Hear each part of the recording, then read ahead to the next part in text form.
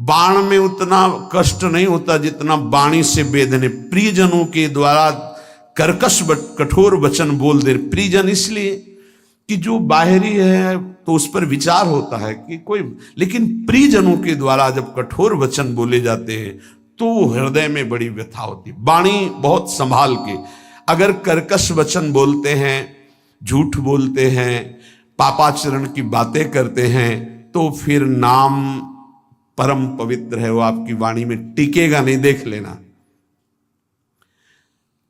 और कह रहे हैं यदि किसी महाभागवत को ऐसे कठोर शब्दों से बोल दिया जाए तो उसे वध के समान पाप लगता है। जैसे किसी की हत्या कर दे तो ऐसे वाणी से वध के समान पाप लगता है। कल एक उपासक आए थे, रो रहे थे, कह रहे थे कि हमें वैष्णव अपराध के द्वारा सब सर्वस्व नष्ट हो गया, बचा लीजिए। क्या हुआ? उनका पहले हमारी प्रबल श्रद्धा हुई तो सब कुछ छोड़ करके हम भजन में लगे, बहुत आनंद अश्रु प्रवाह सब होता था। फिर मन का कुसंग और कुसंग, कुछ बातें ऐसी हमारे मन ने संकल्प कराई, हमारा चिंतन बिगड़ गया, उनके प्रति दोष वृत्ति हो गई, सब नष्ट हो गया। मैं पागल की तरह घूम रहा हूं, न नाम चल रहा है न भजन चल रहा, चिल्ला चिल्ला कर रोने लगे।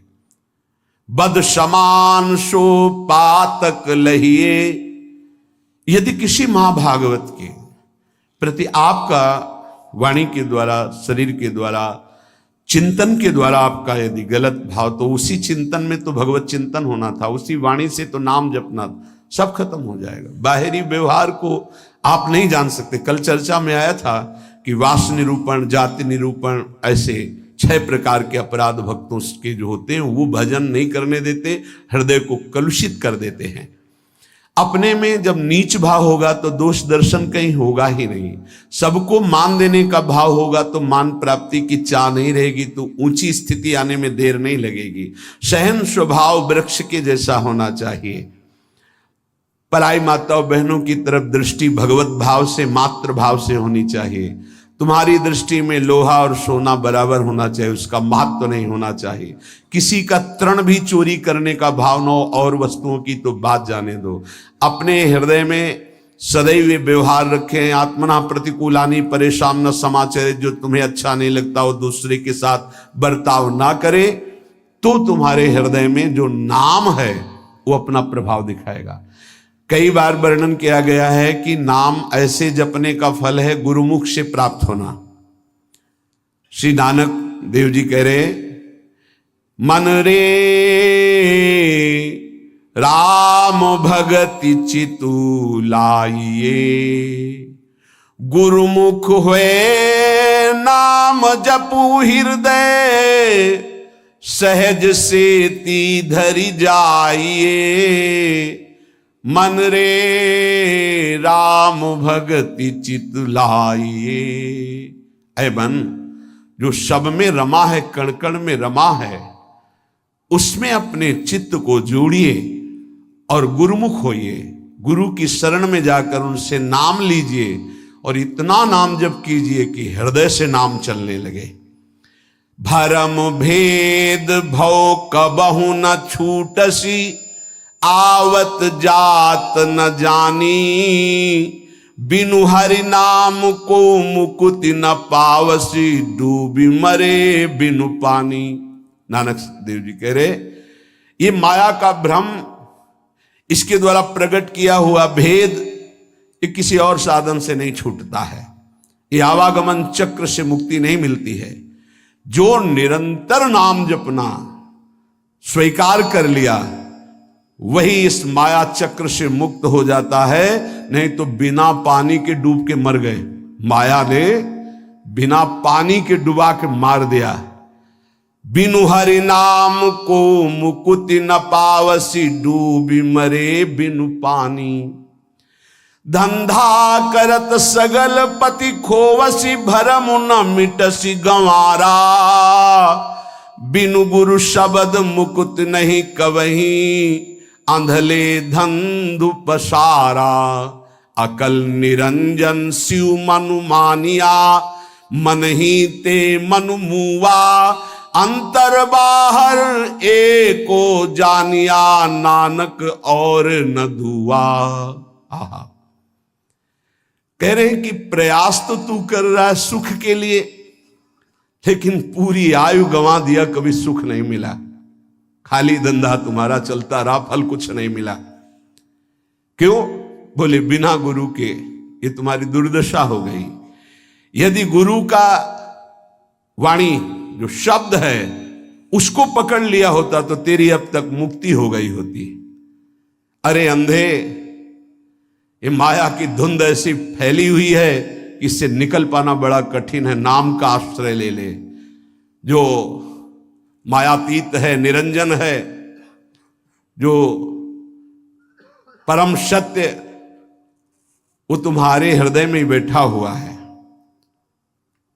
यदि तू अपने हृदय में नाम चला ले तो तेरा परिचय बन जाएगा। फिर अंतर और बाहर जिधर दृष्टि जाएगी वो एक ही दिखाई देगा। नानक साहब कह रहे कोई दूजा नहीं है देखा है, जो बाहर है वही अंतर, जो अंतर वही बाहर है। पर नाम गुरु प्रताप से प्राप्त नाम, प्रभु का नाम और प्रभु अभिन्न रूप है। जैसे प्रभु में अनंत शक्ति है, ऐसे नाम में अनंत शक्ति है। जैसे प्रभु महान ऐश्वर्य वैभव संपन्न है, ऐसे नाम महान ऐश्वर्य वैभव संपन्न है। यदि किसी सम्राट के महान वैभव खजाने में असंख्य धन हो और आपको पता ना चले और आप उसी के पास रहते हो और एक एक रुपए मांगते हो, फुटपाथ में खड़े हुए, पास में खजाना जमा है, किसी वैभवशाली सम्राट का खजाना है, वो भी छोड़े हुए, कोई भी ले सकता है, पर पता ही नहीं कि इसके अंदर खजाना है और वही खड़े फुटपाथ में एक एक रुपया मांग रहा है। ऐसे ही भगवान ने अपना सारा खजाना नाम में रख के छोड़ दिया। नाम रूपी खजाने में भगवान की अनंत शक्ति, अनंत वैभव ऐश्वर्य छुपा हुआ है।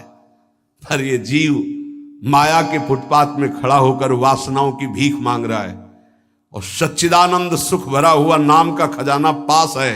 अगर उसका परिचय कर ले, राधा राधा राधा, कृष्ण कृष्ण कृष्ण, हरि हरि हरि, वो माला माल हो जाए।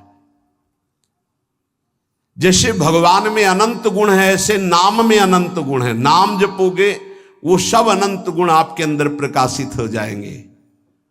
जैसे भगवान को मंगल भवन कहा गया, ऐसे नाम को मंगल भवन कहा गया। नाम जपत मंगल दिशि दसहु, जैसे भगवान के लिए कहा गया मंगल भवन अमंगल हारी। तो नाम जपत, जहां हमारे जिह्वा पे नाम, सारे अमंगल नष्ट हो जाएंगे। मंगल दिशि दसहु, दसों दिशाओं में कहीं भी हो, नाम चल रहा है, मंगल ही होगा। ये नाम रूपी अमृत का त्याग कर, ये जो हम लोग विषय रूपी विष पी रहे हैं, इसलिए हमारी दुर्गति हो रही है। अतएव बुद्धिमान मनुष्य से ये प्रार्थना है, बुद्धिमान इसलिए कि वही बुद्धिमान जो हमारी प्रार्थना सुनेगा। ये जीवन पुरुषार्थ करने के लिए मिला है। पुरुषार्थ है एक बात का, जिह्वा पे नाम और शरीर से जो आपका कर्तव्य है वो कर्तव्य कीजिए। लेकिन जीवन जीने के लिए कर्तव्य होता है और जीवन की पूर्णता के लिए नाम होता है। अगर जीने के लिए ही केवल कर रहे हो और जो मिला उससे जी रहे हो, तो जी किसके लिए रहे हो? बस ये अधूरी बात पूरी कर लो। अपने कर्तव्य का पालन और भगवान नाम जिह्वा पे